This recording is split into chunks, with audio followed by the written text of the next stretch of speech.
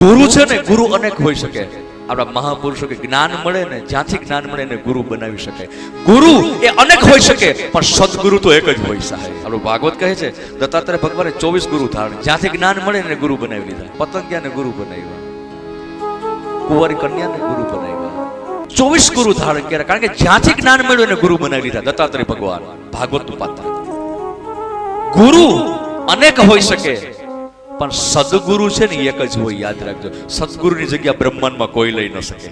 એટલે હું પ્રસંગ આવ્યો છે એટલે કહું છું, જીવન મળ્યું છે એક સદગુરુ હોવા આવશ્યક છે. કારણ કે ગુરુ છે ને માર્ગ ચિંતક છે. જામનગર ના 7 રસ્તાના સર્કલે ઉભા હોય ને 7 રસ્તા જતા હોય, પછી દ્વારકા તમારે મારે જવું હોય, ખબર ન હોય કયો રસ્તો દ્વારકા જાય છે, તો શું કરવું? કોઈ જાગૃત વ્યક્તિ જો આવી જાય અને જો આપણે એને પૂછીએ કે ભાઈ મને ખબર નથી દ્વારકા મારે જવું છે, પણ કયો રસ્તો છે મને, કાંઈ તો 7 રસ્તા જાય છે, આમાં કયો રસ્તો મને દ્વારકા પહોંચાડી શકે? તો જાગૃત વ્યક્તિ હોય તો એમ કે આ રસ્તે તમે સીધે સીધા વયા જાઓ, કોઈને પૂછવાની જરૂર નથી.